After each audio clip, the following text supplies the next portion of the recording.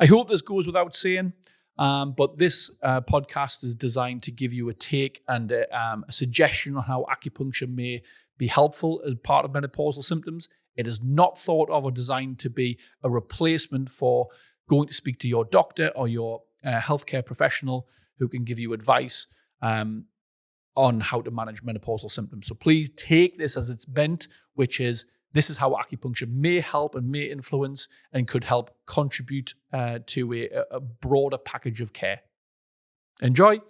I'm going to give you some quick fire facts that will blow your mind. Menopausal symptoms are thought to cost the US economy around $26 billion per annum. In the UK, that's kind of been estimated around about £2 billion every single year. If you forget about the impact it's actually having on people and their day-to-day lives, their ability to function, their confidence, their relationships, just looking at the pure hard cash, that is a huge thing that we need to be dealing with. Not only that, but it's estimated that there are 60,000 women not employed in the UK alone purely because their menopausal symptoms are poorly controlled or just not considered or understood enough in the workplace. Something clearly needs to be done here. We have huge governmental drives to try and address this and trying to tackle some of these problems. We have nice guidelines. We have research looking increasingly more at menopausal symptoms. And today, what I'm going to be discussing is the role of acupuncture in the menopause. I appreciate there is some heavy-laden irony here, being a 40-something male telling people about how to deal with a menopause. But I'd like to think that I can come at this from a very specific angle, which is how does acupuncture fit into the whole management of this, and what can we do about it? So let's jump on in. I'm Dr. Carl Clarkson. For the last 15 years, I've been researching, studying, teaching, educating people about acupuncture. What's its role? What's its limitations? What's its potentials? And how do we fit it into contemporary health and contemporary practice? Today, we're going to be looking at acupuncture in the menopause and trying to really figure out,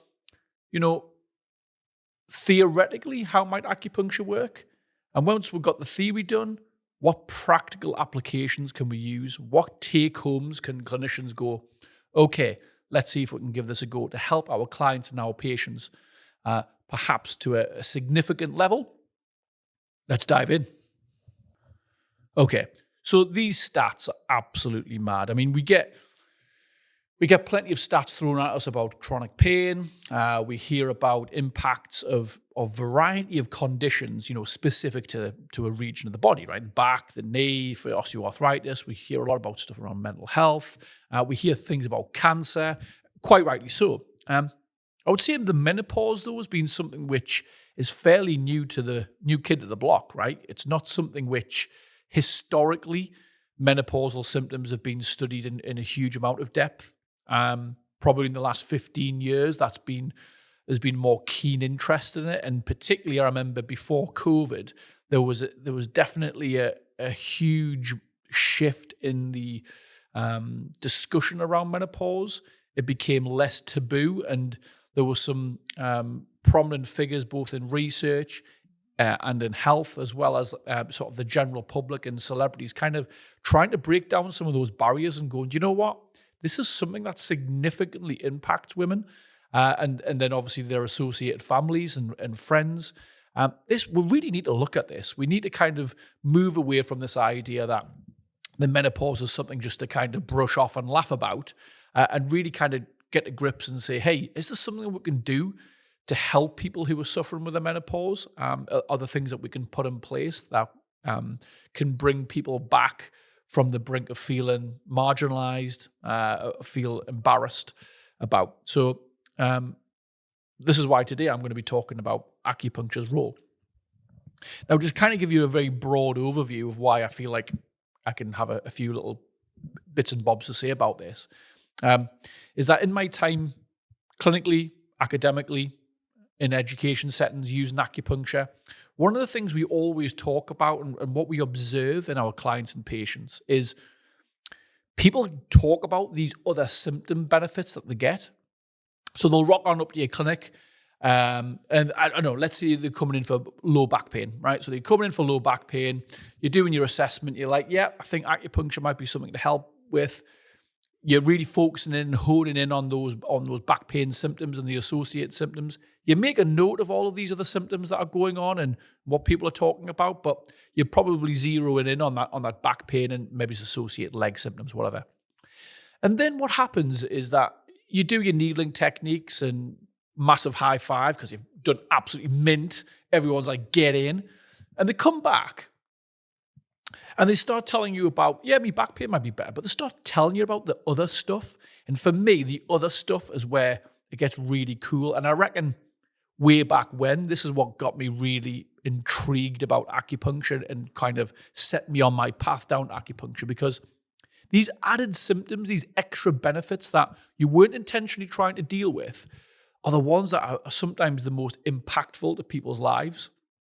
So I remember when I first started out on my PhD and I looked at pregnancy-related pelvic girdle pain, one of the things that people kept on coming back and saying was like, yeah, look, my pelvic girdle pain, there's people that was feeling there was benefit and it was more manageable and stuff. But I was hearing other things like improvements to sleep, improvements to mood, perhaps improvements to their desire to go and socialize. And maybe that's not a massive surprise when you think about the complexity of the biopsychosocial interactions that are going on within a human. But nevertheless, it's something that could be easily overlooked. And for me, I think even before me PhD, me research, I was really drawn to these other added benefits and these things that actually people were talking about perhaps more than the symptoms that they were coming in to see me for. And this is really for me where I've had a keen interest in symptoms associated with menopause, because I will have inevitably been needling people who have had problems with their shoulders, problems with their backs, their knees, headaches, whatever. And then they start telling you about these other symptom benefits that I had no intention, I didn't even ask about, wasn't aware of. But people are saying, yeah, I've noticed a big difference in this, and this is having a huge impact on my life. So to just kind of give you a bit of a flavor, right? We've put some research links attached to this podcast so you can go and have a look at this, some really helpful resources. But just to give you some of the stats here, 60,000 women in the UK don't work purely because of their menopausal symptoms. It's thought that in the UK alone, it costs around about £1.5 billion from people not contributing to the economy because they're not working, and an extra round about maybe 200 million from people who need to work and continue to work, but the symptoms of the menopause impact their ability to be the most effective. In the US, there's some estimates that say that goes up to $26 billion. Like, by the beard of Zeus, that is monster, right? They are massive figures, massive numbers. And I guess it's no surprise, right? If like just over 50% of your whole population is going to go through the menopause at some point in time, you're talking about potentially half of your workforce or the potential workforce not being able to work optimally, right? So massive numbers, and like I say, right at the beginning, that doesn't even start to think about the impact it has on the individual and those relationships that are associated with the menopausal sufferer. There's probably no surprise here, but the more severe that menopause is, the more impact it has on people's ability to work. And I guess that's hopefully an obvious statement, but the severity of menopause depends on how you measure it. Is it about the severity of individual symptoms, or is it about the amount of symptoms that you have? And in the most recent review in the UK, what they considered and how they classified severe menopause was the amount of symptoms that you had. So not necessarily the severity of one or two symptoms or all symptoms. It was about the amount of symptoms that you had. So if you had 3 or more symptoms of menopause, then you were considered to have severe menopause. So employers are encouraged to implement policies, education. They're looking that there's a big push, certainly in the UK, about really trying to educate the workforce, the people who are doing the employment, to doing appraisals, managers, leaders, everyone to go, right, you know what? There's a reason why people are perhaps not at their optimal today or this week. And there are things that we could put in place to try and help those people. Sometimes talking about people who have got an absolute wealth of experience, like proper, like people you want on your side, people you want on your team. And they're just through ignorance, right? Just through pure like unawareness. These aren't being able to produce what they can do. And you can just imagine all of the, I don't know, like the impact that has just on your well-being of like knowing you can't do the job that you're possibly capable of. If we take a look now at what symptoms people have, right? So there's a whole raft of symptoms that you can find online. There's some really good websites. Again, we're going to put this on our on the text that's underneath the podcast materials for you to go and have a look at the links. Depends on what you read as to who is saying what a symptom is of menopause, but you've got some excellent resources on the NHS. You've got some excellent resources on the NIH in America. One of the latest reports in the UK, like I say, who seem to be really trying to make some big impacts and inroads into menopause management, they kind of define 8 main menopausal symptoms. So the obvious one, or the one that I think most people are most aware of, is hot flushes or hot flashes, as it's sometimes referred to, depending on where you're in the world. You've got difficulty sleeping. You've got people, whether that's linked to the hot flushes themselves, because they'll talk sometimes about the sweat and drenching, and that in itself might wake people up or disturb their sleep. We've got low mood and anxiety, and that can come in waves. So it might be all the time, but it can also come in waves where people feel overly anxious about something that perhaps wouldn't have bothered them, or they kind of feel logically that, that's not something to worry about.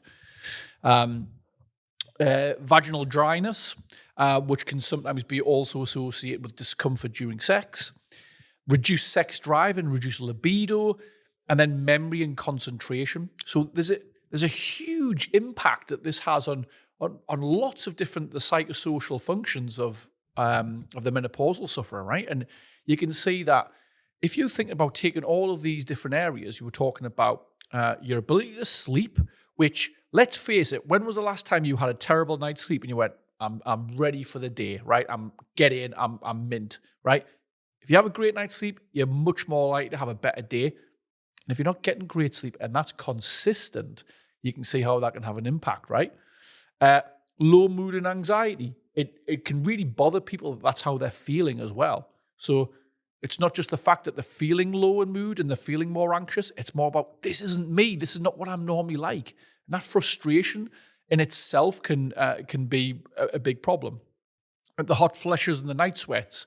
If you think back, I'm sure you've been in workplaces yourself where you've seen people, just getting really, really hot by seemingly no reason at all, and kind of jumper on, jumper off, jumper on, jumper off, or sweater on, sweater off, or hat on, hat hot, all this kind of stuff. And the sweats themselves can be socially awkward. Certainly if people are having extreme sweats, people can get really self-conscious about that. Vaginal dryness and the discomfort during sex, that's obviously going to have impacts on people's relationships. It can be something where people can feel kind of robbed, right? They're like, look, this is something that is part of a healthy life for me, and it's something that I enjoy, and now even that's been taken away. I mean, come on. Reduced, and then the memory and concentration as well. So the ability to, where you've got people who have got the intelligence, have always had a capability of being able to, good at numbers, good at language, and now just take a lot longer to try and get to the point where maybe 5-10 years ago it was like that. So all of this kind of stuff can really manifest itself through frustration, anger, generally just like upset, why is this happening to me? Now, I'm going to split this up into two different takes on what the menopause is, right? So because we're talking about acupuncture, it makes sense that we'll look at both the Western approach or the Western view on this and also the traditional Chinese medicine view on this. So I'm going to go through this and kind of split them up into two. So Western menopause diagnosis. Mean age is around about 51. Depending on what you read, you sometimes say there's kind of like an expected age range of between 45, 46, all the way up to about 54. There are some people, obviously, who it happens a lot younger than that. And then there's this kind of like really gray area of the perimenopausal phase. Like, when does that start and how do we diagnose and define that? Technically speaking, from a Western perspective, it's diagnosed with 12 months of no periods. So it could be, and it's very likely that people have started the menopause a lot sooner than what the official diagnosis comes. Often combined with some specific symptoms. So the big ones, things like mood, anxiety, and hot flushes, they're the ones that often are also asked or looked out for alongside no periods. Like I say, there is some debate, or there seems to be quite a bit of debate in the perimenopausal arena. You know, is it a thing? How do you define it? How do you diagnose it? There's the temptation, I guess, that for people to kind of assume that it's perimenopausal or menopausal symptoms, when actually it could be a sign of something else. So there is that kind of temptation that because it's starting to grow in more awareness and popularity, for want of a better phrase, right? People might jump on and think it's perimenopausal symptoms or menopausal symptoms. In actual fact, it could be something else. And I guess, and very kind of like crudely speaking, what the menopause seems to be physiologically is a drop in estrogen and an increase in FSH, the follicular stimulating hormone. So it's that's kind of in a very, very broad nutshell. And I guess I should have said right at the beginning, I'm not pretending or trying to claim that I'm a menopause expert. Far from it. I'm coming at this from an acupuncture expertise perspective, somebody who's done a lot of research, a lot of clinical stuff, and a lot of teaching in the acupuncture world, and trying to figure out why am I seeing these symptom changes, these benefits of symptoms from acupuncture. So I'm not coming at this as a menopausal expert, but more as an intervention expert, for want of a better phrase, and trying to see how that fits in with the model. Now, from a TCM perspective, we've kind of got 3 or 4 main organs that we think are affected. So we've got the kidney, we've got the spleen, we've got the liver, and we've got the heart. Now, broadly speaking, in Chinese medicine, what is thought to happen is that as we get older, our Jing Qi, Jing spelled J-I-N-G, J-I-N-G, that is thought to be like our essence Qi. It's our Qi that we're given when we're born. It's something that we gradually tap into and dip into as we get older, and we're gradually just withdrawing a bit more and a bit more and a bit more as we get older. And what it's thought is that menopausal symptoms come about when our Jing Qi kind of hits a below a critical balance, so it goes below this critical level, which then starts to manifest itself in specific symptoms. So, for example, your kidney yin qi is depleted. So you will start seeing things like symptoms of, what have I got wrote down here? So we've got symptoms of like vaginal dryness, dry skin and hair loss, anxiety, insomnia, and then the hot flashes as well, and the night sweats. So they're all signs of a kidney yin deficiency. In your liver scenario, the liver in China, taking a step back here. Your Jing Qi is stored and housed within your kidneys, all right? So it's part of your kidney Qi. And so that makes sense, right? So if your Jing Qi is depleted, then it makes sense that your kidney Qi might be depleted as well. From a liver perspective, the liver in Chinese medicine is thought to do about moving Qi, all right, and moving blood as well. So it's all about movement. If you look at some of the prominent acupuncture points on the liver and its yang part of the gallbladder, you'll see a lot of that stuff is about moving stuff, whether it be the musculoskeletal system with the gallbladder, or in particular with the liver, it's a lot more to do with blood and Qi movement. And in what we would consider the menopause in Western health, In traditional Chinese medicine, that would be referred to as, say, a sluggish movement of qi or a sluggish movement of blood. From the spleen perspective, spleen yin qi is deficient, and that means, or that will represent itself as a loss of blood creation.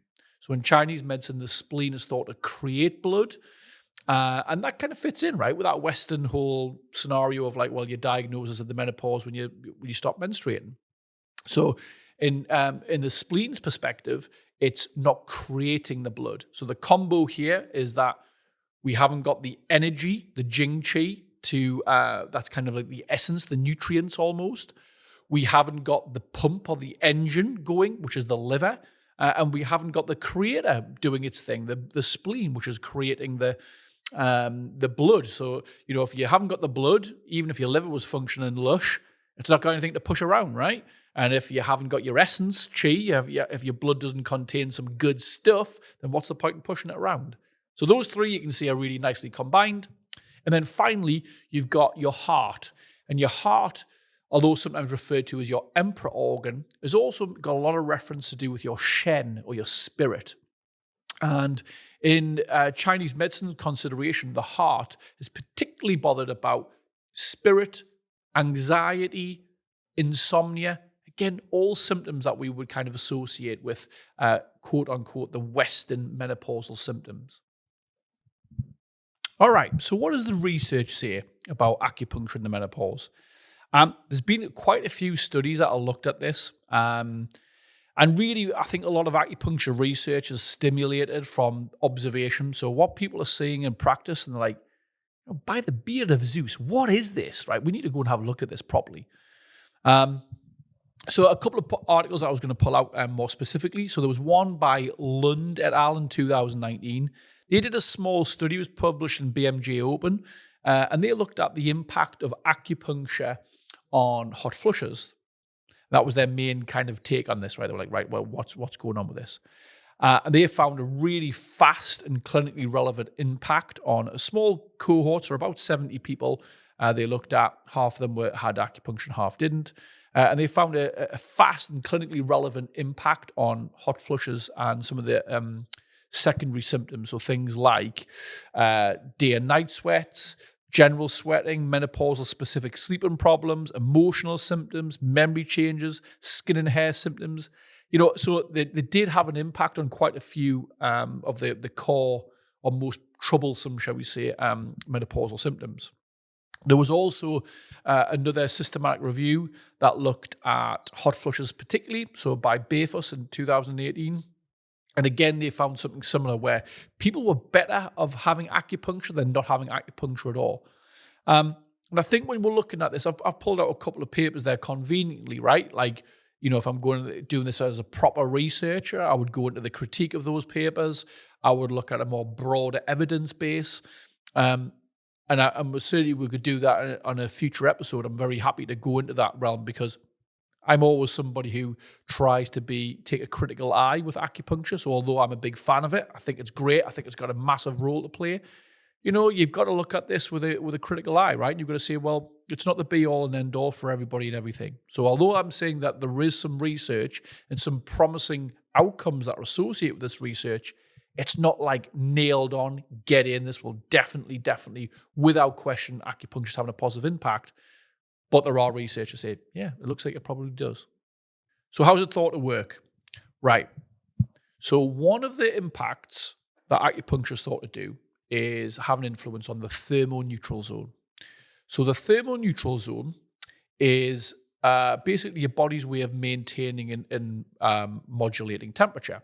So if you imagine you've got an upper threshold and you've got a lower threshold, anything between those two thresholds, so anything between a lower and an upper threshold, any temperature changes or fluctuations between those two thresholds, you don't register it. You're not aware of it. Nothing happens. No physiological changes happen. But anything that goes above the threshold, steady my microphone here, sorry. So anything that goes above this threshold, you sweat. Anything below this, the lower threshold, you shiver. And so that makes sense, right? If you had a temperature that was anywhere between these two thresholds, you don't register it. If the temperature goes beyond the upper threshold, you sweat. Anything that goes below the bottom threshold, you shiver and you try to warm up. Now, imagine you've now been given the worst superpower ever, all right? Which is you're now super sensitive to temperature fluctuations. So what happens is this thermoneutral zone narrows, so your lower and your upper thresholds are a lot closer together, which means that any much smaller fluctuations of temperature are detected. So a much smaller increase in temperature will be registered as hot, and therefore you'll sweat. And any slight decreases in temperature that go below the bottom threshold will make you shiver. And that's some of the physiology that we think happens in hot flushes, which is like probably the main symptom that people report when they're in the menopause. Also think that how acupuncture may work in this scenario is through stimulating things like the parasympathetic nervous system. Now, this is a pod in its own case, right? But in summary, we are pretty sure that that acupuncture influences positively the autonomic nervous system, in particular, the parasympathetic nervous system. The parasympathetic nervous system has a large nerve, and it's taken quite a bit of got a bit of press recently, I think, the last few years, through the vagus nerve. Now, the vagus nerve can be kind of stimulated or challenged to do some stuff by a variety of different stimuli. And one of those is through the auricular nerve. So the nerve that supplies the outer part of your ear, the bit of the ear that you can see. The auricular nerve thought to be an extension of the vagus nerve, and therefore a vagus nerve an extension of the parasympathetic nervous system. And if you can, as the theory goes, if you stimulate the auricular nerve, you stimulate the vagus nerve, and therefore stimulate the parasympathetic nervous system to change. And if we were able to do that, we can then increase that thermoneutral zone. So now what we do is go from that superpower of like a really narrow thermoneutral zone, which means you can detect really small fluctuations in temperature, to now a much more wider thermoneutral zone, which means you can tolerate much more fluctuations in temperature without it registering as a sweat or a shiver. And that has definitely been shown in a few bits of research, which is what I mentioned earlier, definitely been observed in clinical practice. There are teams out there who solely do auricular acupuncture for menopausal hot flushes. There are teams out there who are looking at hot flushes outside of menopause. So it's thought that the mechanism of hot flushes, regardless of whether it's menopausal induced or whether it's, say, chemotherapy induced, is the same, right? It's that thermoneutral zone narrowing. So I'm aware of teams that use auricular acupuncture solely for the management of hot flushes in chemotherapy-induced hot flushes, for example. So really interesting. There's also a suggestion in a couple of papers that how acupuncture may work is through the increase of estrogen. So there are quite a few physiological papers that you'll find that look at, does acupuncture do this? Or now, there's a lot of this stuff in animal studies, and there's a lot of problems about translating animal studies into humans because there's a lot of instances where that doesn't replicate, right? We're different animals, we're different organisms. But a lot of physiological understanding and underpinning of how the body works in a human comes from animal studies, rightly or wrongly, right? There's been some kind of like precursors and markers to suggest that, well, we have this increase in blood as a result, this blood marker following acupuncture, and therefore that might indicate changes in estrogen or follicle stimulating hormone as well. And it may be that another kind of suggestion is that because we're stimulating the vagus nerve through acupuncture, say through something like the ear, we can be stimulating the gut, and the gut-brain axis has a lot of communication in things like the hypothalamus and the pituitary gland, so to creating hormones. So there's also that suggestion or thought that actually what we're doing when we're needling somebody in the ear or we're needling these acupuncture points is that we're stimulating vagus nerve, or we're stimulating the gut to then communicate better with the brain, or a stronger communication with the brain to say, "How are, lad? Let's get cracking on and produce some of these hormones, man, you raj." So that's potentially how it works. From a Chinese perspective or a traditional Chinese medicine perspective, like I said earlier, this could be really to do with a lack of yin or a lack of yin being able to express itself. And so we're going to try and go and hit these big yin organs to try and stimulate more of that yin energy to try and help with symptoms of menopause. Okay, so some ideas on what we're going to do then. So you've got somebody coming into your clinic who has menopausal symptoms. They may have it severe, which is 3 or more symptoms. They may have 1 or 2 symptoms that are considered to be severe and life impacting. So here's a couple of suggestions you could do. You could go with auricular acupuncture, and that would probably be my advice to go start up, right? So do the NADA protocol. So NADA standing for the National Acupuncture Detoxification Association. It's 5 needles, whack them in the ear. Dead easy to do. You can do it bilaterally if you like. I tend to go unilaterally to start off with, and that is normally enough of a dose, but then you can progress on to bilaterally. I don't have any kind of like hard and fast rules on that, though. I'm not bothered if people want to go bilaterally, go for it. You know, it's the adverse event risk profile seems to be really low, so go for it, man.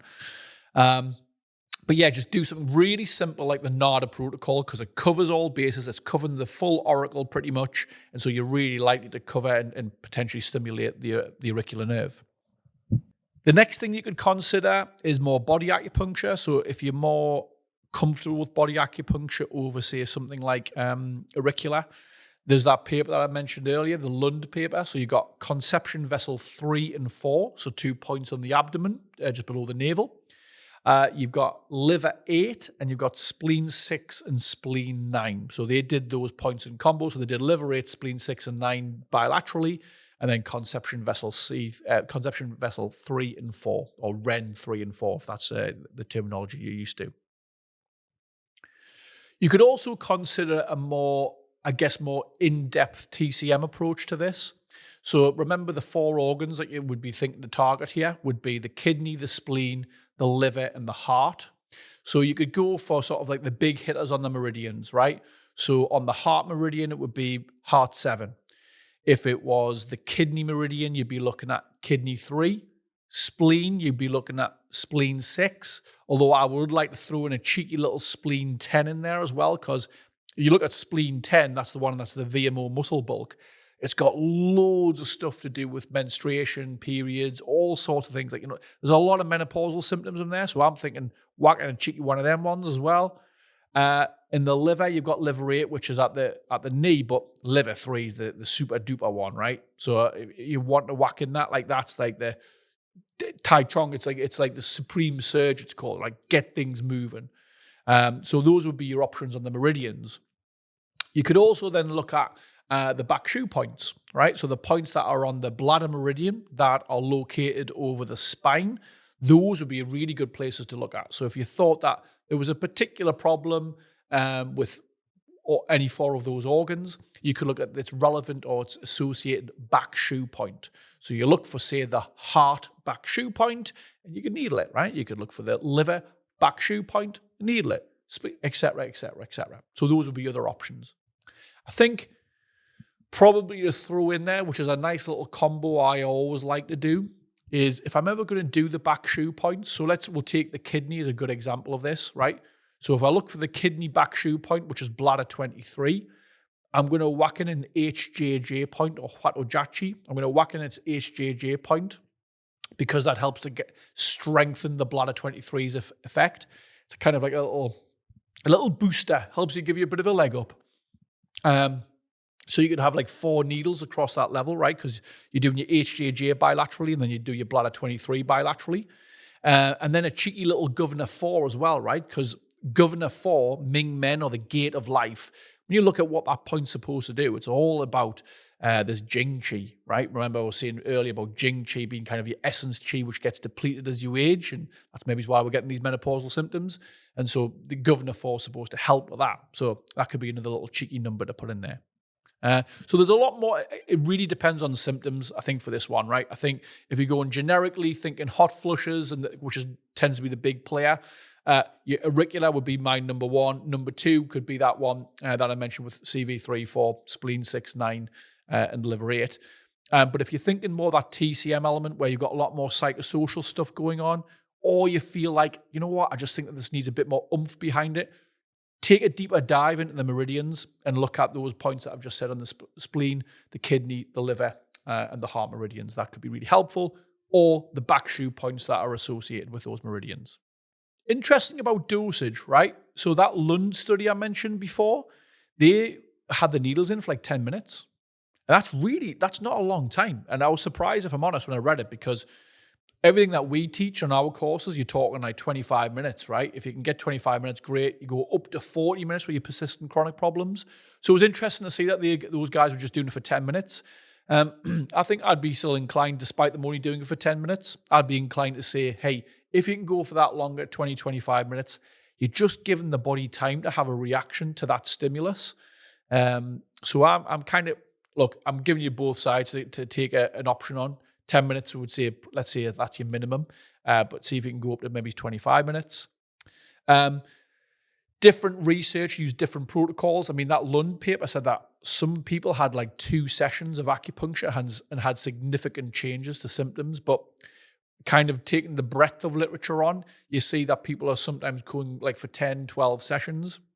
So how I would kind of advise you to do this and think about this from a dosage perspective is prepare people and say like, look, we're going to do a minimum of 4 sessions here. And I'd expect you to start noticing a difference in hot flushes, right? For example. And if you're not getting that after 4 sessions, then we'll try and move on to something else, or we'll just, knock this on the head completely. But use outcome measures, because outcome measures are the best way for you to figure out, am I actually making a difference? The big dramatic changes are obvious, right? If someone's like rating their severity of hot flushes at like 8 out of 10, and now it's a 2 out of 10, it's a big obvious one, and they're like, oh my God, that's massive. But if they come into you and have like, say, a 7 out or 6 out of 10, and then it's kind of moved to like a 5 or maybe it's a 4, it's a lot harder for people to remember what they were like at baseline. So if you've got an objective measure like an NRS or a numerical rating scale or a VAS, there's actually a specific menopausal one you can use, which is the MSQ, the menopausal severity quiz questionnaire. You could use that to kind of like use as a baseline to say, right, that's what you were at the baseline. After that 4 session, let's see where you are. Have you made a difference? And that can help you as a clinician going, yeah, I think I need to continue here. We seem to be on the right trajectory. We seem to be on the right curve. It could be really helpful for your client or your patient, right? And looking at this and feeling, I don't really think it's made much difference. And not until they see what they were scoring themselves 2, 3, 4 sessions ago, right, hold the phone. Yeah, I do seem to be making an improvement. So that can be really helpful. And so I kind of always use my outcome measures as my guide as to how many sessions I deliver. If somebody's continually improving from session to session, I'm going to keep it up. If they don't get anywhere after that 4th session, I'm probably going to knock it on the head. If someone equally was going 6, 7 sessions and doing really good, improving, come to the 8th session and they're no better than they were the last session on the 7th session, okay, that's probably us done. There's going to be a ceiling or a limit to the benefit that acupuncture can have. And so I'm really considering that when I'm coming onto my sessions to say, yeah, I think we've hit your plateau now. Let's leave it. Let's see you again 3 months, 6 months time. If you don't need us, you can cancel your appointment, right? Lovely way to kind of establish that trust and also give them their safety net to feel like, yeah, I can come back and crack on with this to get started again. No surprise really, but if you look at all of the guidelines in menopausal management, both from a Western perspective and from a traditional Chinese medicine perspective, this isn't just about acupuncture, right? We're not just whacking needles in and that's it. We're doing other stuff. So the advice, education is an obvious one, right? What kind of things you can do to help this symptom, that symptom, the other symptom. Like, see, there's, some cases are like 35 symptoms of menopause, right? So we could go on forever about what that education could look like. But I guess like a common thread and a common theme from traditional Chinese medicine and in Western medicine is exercise and movement. So in Chinese medicine, we'd be talking about things like Qigong and Tai Chi, because Qigong and Tai Chi are slow, methodical movements that are supposed to help benefit the movement of qi around the body. Remember, we said that some of menopausal symptoms, if we're talking about the liver, could be about stagnation and not moving of qi. So Qigong and Tai Chi are really helpful, methodical approaches to exercise that kind of target the whole body. From a Western perspective, there's definitely some stuff that's going out there in yoga and Pilates, which I find quite interesting, right? Because yoga and Pilates obviously come from a different standpoint to Qigong and Tai Chi, but are very similar in terms of the type of exercise that it is. But yeah, so you'll find there's a couple of really interesting research articles out there on looking at Pilates and yoga for the management of menopausal symptoms. So I'm whacking that in there as my combo, as part of everything in there, not just the acupuncture. Let's whack out all that advice and that education and the exercise stuff as well. So to summarize, menopause has a massive impact both on the economic scale, but also on relationships and people's ability just to function day to day. There's a lot of stuff that's around frustration, but there's also some real impacts on things like day-to-day activities, socializing, and it can increase feelings of anxiety, hot flushes, sexual function, libido. The list goes on. Huge impacts on people. If we want to put like a hard, cold number on it, US looks like $26 billion, right? That's monster numbers, right? Big numbers. So we know that menopause symptoms need to be addressed. We need to be looking at this. And thankfully, there's a load of research and a lot of work being really focusing in on this. I'm taking at this or looking at this from an acupuncture perspective and saying, look, acupuncture could help. And these are the ways we think we could help. We think that acupuncture may work on things like your autonomic nervous system through the parasympathetic nervous system and vagus nerve. We think that also may influence things like estrogen production. And so that's kind of like our underlying or underpinning mechanisms. From a traditional Chinese medicine perspective, it's about yin deficiencies. And yin deficiencies tend to be more prominent in the kidney, the spleen, the liver, and the heart. In terms of management, what we can do from a Western perspective, we can think of the NADA protocol and the ear, because the ear is the auricular nerve, and that's an extension of the vagus nerve, which is an extension of the parasympathetic nervous system. We can look at those papers like Lund, for example, which has got CV3, CV4, spleen 6 and 9, and liver 8. Or we could look at more of like an in-depth traditional Chinese medicine approach to this and really look at how do we stimulate the yin organs. So that could be kidney 3, spleen 6, spleen 10, liver 3, heart 7, or we could go to the back shu points and look at the associated back shu points for the organ that we think is a problem, needle those points and maybe throw in a cheeky little HJJ and maybe a governor in there as well to really give it a big boost. But for me, the traditional Chinese medicine approach there would be very much symptom dependent and depending on the symptoms that people are displaying and discussing, rather than just saying, I'm trying to deal with hot flushes, full stop.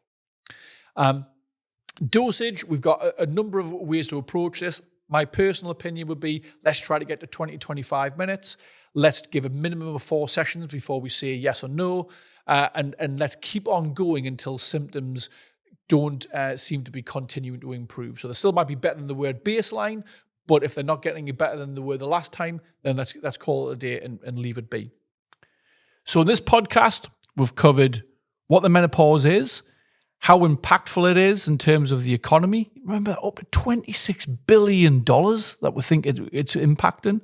The quality of life impact that it's having on people and the significance it has, not just on an economic basis, but on that biopsychosocial model on the people that are suffering with it. We know that acupuncture's got a role in this. There are some research that suggests that acupuncture could be really helpful. Although the research needs some more work, we need better quality studies, we need larger studies, and we need more of them. There does seem to be some clues in there to say, hey, do you know what? Acupuncture might be pretty helpful here. From a traditional Chinese medicine perspective, menopause is thought to be related to the kidney, the liver, and the spleen, so deficiencies in and around their actions. And from a Western perspective, we talk about it from a perspective of estrogen changes and hormonal changes. Nevertheless, our acupuncture points that we're going to select aren't too different, whether it's a Western perspective or a TCM perspective, and we've covered some ideas on what you might want to look at from there. So hopefully you found that helpful. Would love to hear your thoughts and comments, and or anything else that you might want us to have a look at and have a chat over. Cheers! If I could make one request, one appeal, please, could you like, comment, and subscribe to this podcast. It makes a world of difference. It means that we can dedicate more time, more resources to give you the educational content that you want. So please go ahead, hit the like button. Please make a comment. Please subscribe. That will be mint. Thank you.